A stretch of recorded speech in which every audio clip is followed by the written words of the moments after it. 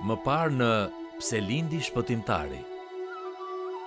Jozefi dhe Maria u rritën në qytetin e panjohur të Nazaretit dhe ishin premtuar njëri tjetrit për martesë. Por përpara se të vinte dita e shumë pritur, angjëlli Gabriel i foli Maris duke i njoftuar se ajo do të ishte nëna e birit të Perëndisë. Në fillim, Jozefi u tundua që ta lindte Marin, por vendosi që t'i qëndronte besnik të fejuarës së tij, pasi e vizitoi një angjëll në ëndër. Dhe tani që ishte shpallur dekreti për regjistrimin e popullsisë për taksat romake, burrë dhe grua u nisën për në qytetin e Jozefit, Betlehemi.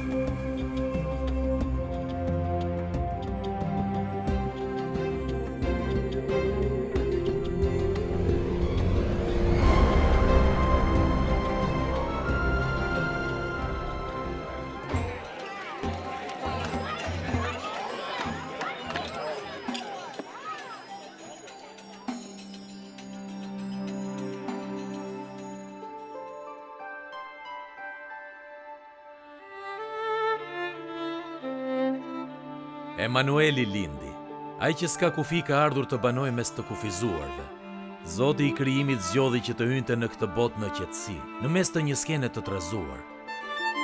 Dhe si për të vendosur sfondin për të gjithë jetën dhe mesazhin e birit të tij, Perëndia dërgoi një delegacion me barinj të zakonshëm që ishin të parët për ta parë, për ta adhuruar dhe për të kremtuar. Perëndia ftoi njerëz të thjeshtë që të bënin një rrugëtim të shkurtër dhe shumë shpejt ftoi mbretër të ndërmerrnin një rrugëtim të gjatë për të parë të vetmin mbret mbi mbretër. Pas pak, pjesa e tretë e Pse lindi shpëtimtari, një mbret për të gjithë kombet.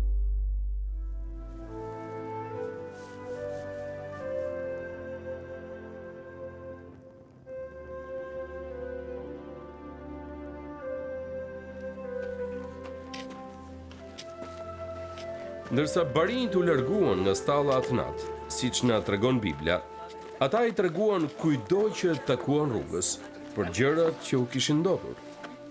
Jeta e tyre nuk do të ishte më kurrë njësoj. Qielli nuk do të dukej më kurrë aq i errët. Ata e dinin tashmë që ashtu si ata kujdeseshin për delet e tyre natën, dikush shumë herë më i madh do të kujdesej për ta.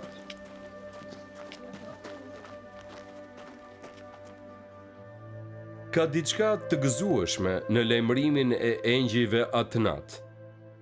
Diçka plot shpresë dhe paqe në tablon e atyre barinjve të varfër, të mbledhur në prani të mbretit të porsalindur. Dhe me qëra fjala të mbretërit, historia jonë nuk mbaron këtu, sepse diçka e mrekullueshme do të ndodhë. Mbreti i porsalindur ka vëmendjen e shtresës mbretërore nga botë shumë e shumë të largëta.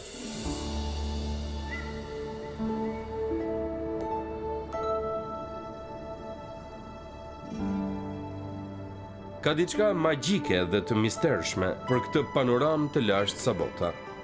Nga ana tjetër e kontinentit, përgjatë rërës së shkretëtirës, nën qiellin flakërues dhe yjet e heshtur, rrugton një karvan i pazakontë. Në toka të largëta, këta njerëz kanë lexuar shenjat dhe auguret e qiellit të mbrëmjes, duke parandjerë një të vërtet të pabesueshme që shumë pak shpirtra të gjallë kishin mundur të kuptonin për vite. Ne i mbaj mend si dietarët ose magit. Nga kjo fjalë rrjedh fjala magji dhe etyrja është vërtet një histori e mbushur me mrekulli. Por kush ishin këta vizitor nga lindja? Të dhënat nga historia e lashtë konfirmojnë ngjarjen me yllin mbi Betlehem dhe që këta vizitor erdhën nga vendet më të papritura. Ata ishin astrologë që kërkonin të kuptonin ngjarjet njerëzore duke lexuar yjsit. Është përkushtimi i tyre që të krahasojnë qiejt me literaturën profetike, përfshirë këtu edhe shkrimet hebraike.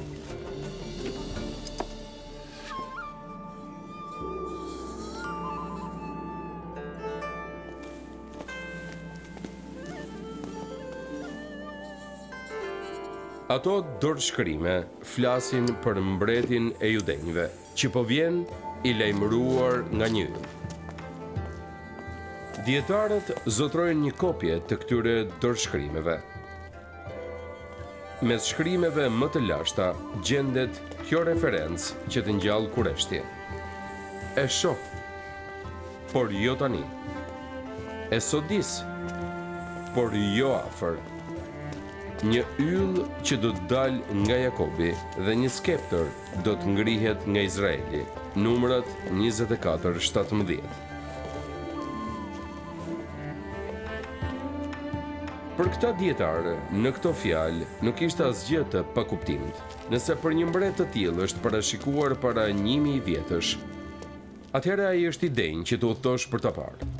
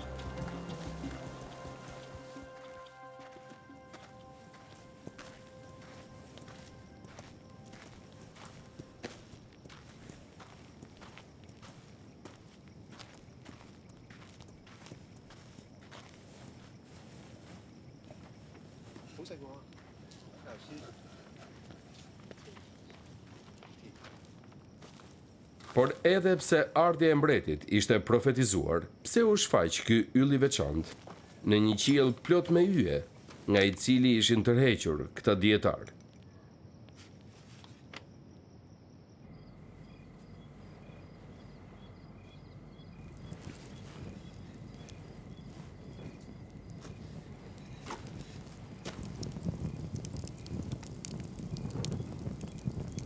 E kemi menduar këtë për shekuj. Shumë janë përpjekur ta shpjegojnë dukurinë qiellore thjesht si një çrregullim shkencor apo atmosferik. Megjithatë, Perëndia e krijoi dhe ylli shërbeu si fanari i Perëndisë për t'i drejtuar dietarët drejt në praninë e Krishtit fëmijë. Mbase shpjegimi për yllin për ne është më i mrekullueshëm si një mister i pazgjidhur. Një dhuratë krishtlindje që nuk duhet hapet deri në ditën e përjetshme, kur qiejt të mos ekzistojnë më dhe kur të gjitha pyetjet tona të marrin përgjigje. Ajo që ka më shumë rëndësi është kuptimi i yllit, sepse drita e tij depërton në përfaqet e Ungjillit, na thret që të shkojmë dhe të adhurojmë. Ndriçon aq fuqishëm sa njerëzit e besimeve dhe vendeve të tjera mund të binden që të vinë në grazhdin e princit të vërtet të paqes. Ky yll sundoi qiellin dhe na kujton se besimi ynë është aq i madh se e gjithë bota mund ta shohë.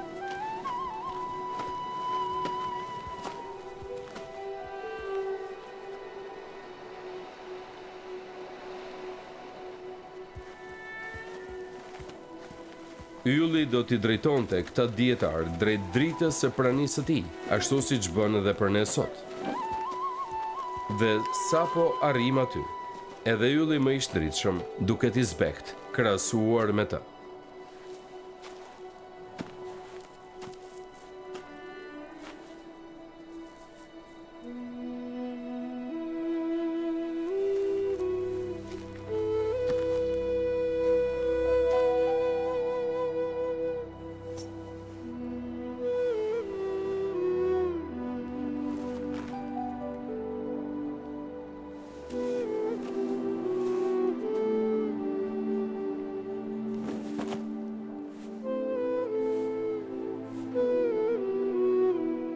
Pasi Jezusi lindi në Betlehem të Judest në kohën e mbretit Herod, ja, që disa dietar nga lindja arritën në Jeruzalem, duke thënë: "Ku është mbreti i judenjve që ka lindur? Sepse pam yllin e tij në lindje dhe erdhëm për ta adhuruar." Mbreti Herod, kur dëgjoi këto fjalë, u shqetësua dhe bashkë me të mbar Jeruzalemi. Atëherë Herodi i thiri fshehur dietarët dhe i pyeti me hollësi se kur e kishin parë yllin për herë të parë. Dhe i dërgoi në Betlehem dhe tha: "Shkoni dhe pyesni me kujdes për fëmijën. Dhe kur ta gjeni, më njoftoni, që të vi edhe unë ta adhuroj."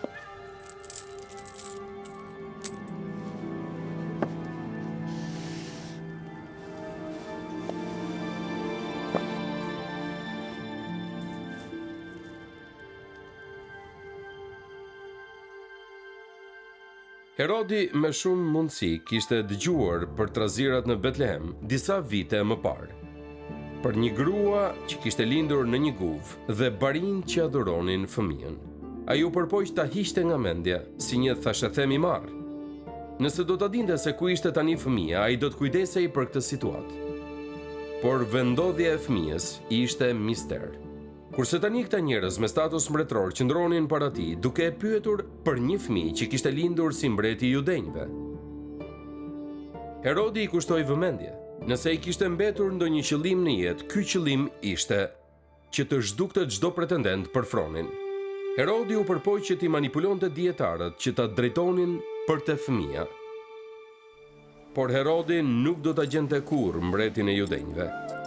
Dietarët nuk do të ktheheshin më kurrë me lajme për vendodhjen e tij.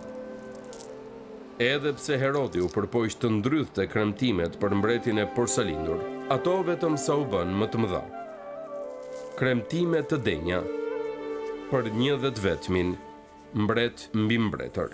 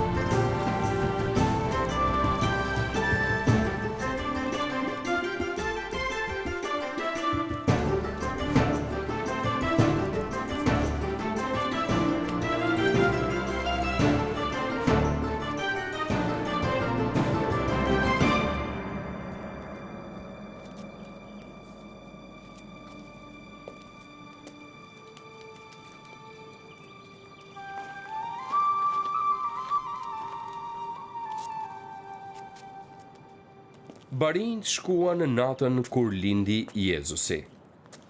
Por ndërsa Maria dhe Jozefi do të kenë qenë duke vrarë mendjen se edhe për sa kohë fëmia i tyre i veçantë do të mbetej sekret për botën, papritur mbrin këta dietar për të konfirmuar se Jezusi ishte Krishti, Mesia.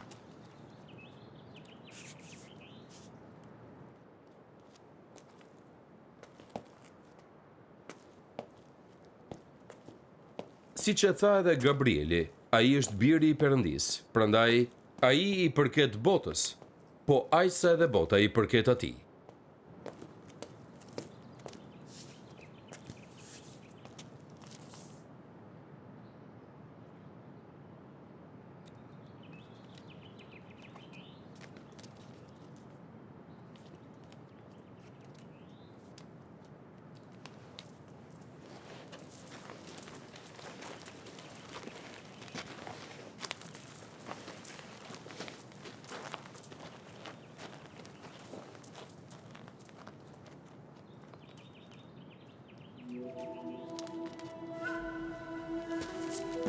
Shah! Raja! Wawa!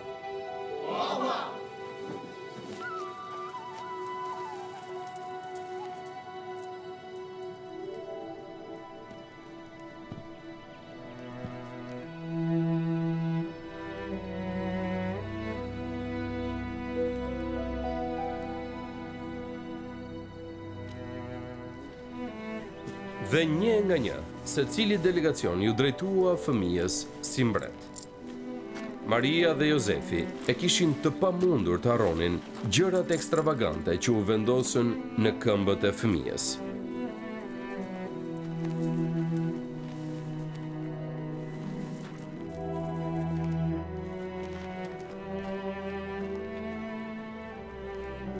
Dhe mbasi hynë në shtëpi, panë fëmijën dhe Marien, nënën e tij, dhe ranë përmbys dhe adhuruan. Pastaj hapën thesaret e tyre dhe dhuruan ar, temjan dhe mirë. Synimi i të gjithë kërkimit të tyre serioz ishte ai i adhurimit. Adhurimi të një perëndie që mbase se njihnin vetë, por të një perëndie që u zgjat drejt tyre për t'i treguar se ai kishte dërguar një shpëtimtar për botën dhe për të gjithë njerëzit.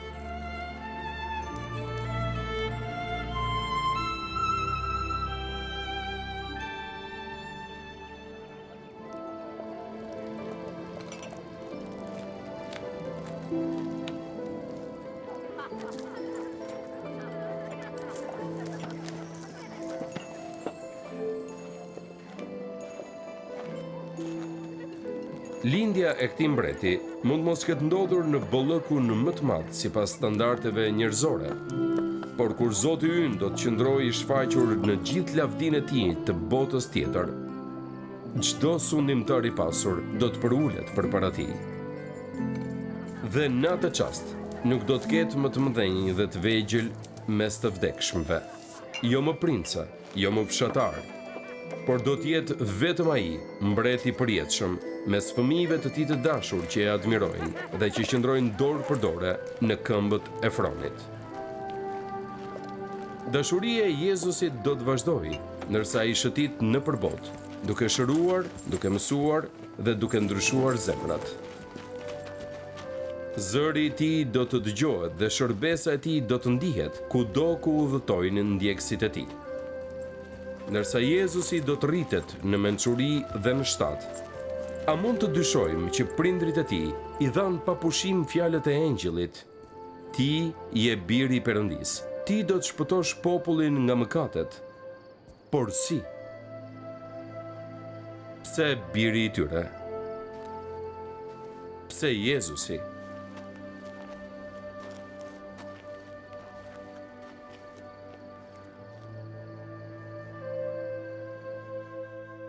Një botë e lodhur u gëzua për ardhjen e një Mesie të shumë pritur, një shpëtimtari. Edhe ne kemi shumë për t'u gëzuar gjithashtu. Bota sërish është e lodhur dhe mbas edhe ju e ndjeni lodhjen. Jemi të raskapitur nga jeta plot stres. lajmet që na shqetësojnë dhe e ardhmja shfaqet e pasigurt dhe e frikshme. Edhe Krishtlindja, periudha e gëzimit, është e mbushur me trysni. Por ja se çfarë duhet të dini, gëzimi vjen kur e prisni atë më pak. Gëzimi vjen kur luftrat turfullojnë, kur zi e bukës përhapet dhe lajmet janë ulëritse. Gëzimi vjen kur të ardhurat janë të ulta, kur trysnia është e madhe dhe situatat janë të acarta. Gëzimi vjen kur romakët po pushtojnë tokën tuaj dhe Cezari kërkon taksat. Ky është një nga ato çaste kur Perëndia depërton me lajmet e mira të një gëzimi të madh. Pse lindi shpëtimtari? Sepse lindja e Krishtit ndryshon gjithçka. Ndryshoi botën dhe mund t'ju ndryshoj edhe ju. Mund t'ju sjell gëzim në një jetë të zbrazur nga gëzimi, të sjell shpresë në kohë të pashpresa dhe paqe në një botë të pasigurt. Pse lindi shpëtimtari? Sepse Perëndia e deshi aq botën sa dha birin e tij të vetëm lindurin, që kushdo që beson në të mos humbas, por të ketë jetë të përjetshme.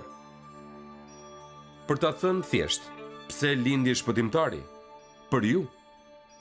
Lejojeni Krishtlindjen t'ju zgjojë për nevojën tuaj për një shpëtimtar. Lindja e Krishtit është panorama e Perëndisë që ofron shpengim për ne përmes birit të tij. Një ofertë për t'ia treguar çdo njeriu në çdo vend. Prandaj, sido dhe kurdo që t'ju flas Perëndia, nuk ka kohë më të mirë për t'u zgjuar në një fillim të ri, sesa duke ia dhënë jetën tuaj Jezus Krishtit.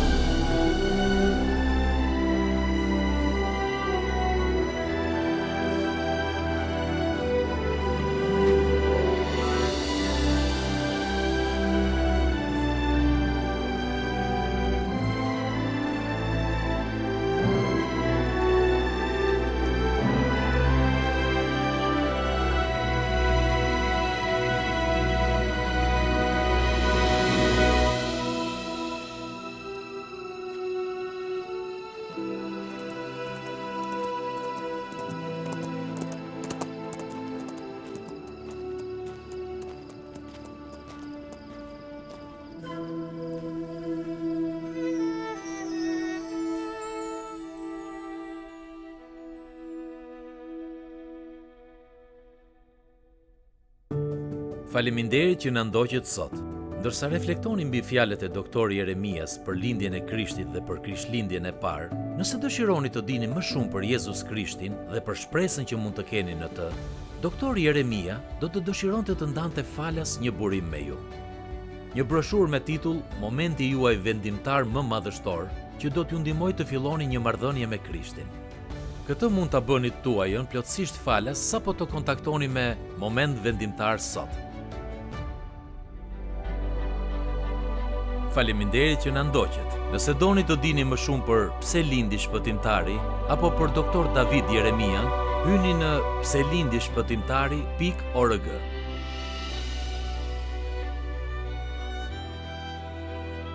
Bashkoni me doktor Jeremian teksa ai na ofron një studim të pasur të shkrimit përmes të cilit mund të gjeni forcë shpirtërore, inkurajim dhe udhëzime për botën e sotme. Bashkoni me doktor Jeremia çdo javë në Moment Vendimtar në këtë stacion. Së fundmi, dikush më pyeti, çfarë është moment vendimtar? Çfarë bën moment vendimtar? E po, ne jemi fjala e shpallur në rrugë, e predikojmë, e mësojmë dhe arrijmë njerëzit. Mendojmë përtej të dukshmes dhe shërbejmë përtej asaj që pritet. Dhe nëse kërkoni pak, do të na gjeni atje. Moment vendimtar është shumë gjuhësh, shumë kulturor dhe për shumë breza. Jemi për më shumë arsimim. Jemi 265 njerëz, duam të arrijmë një botë me 8 miliard. E vërtet, shpërndajmë fjalën e pandryshuar të Perëndis në një botë që ndryshon për herë. Nuk është një detyrë e lehtë, por me drejtimin e fuqinë e Perëndis, këtë po bëjmë. Ky është moment vendimtar.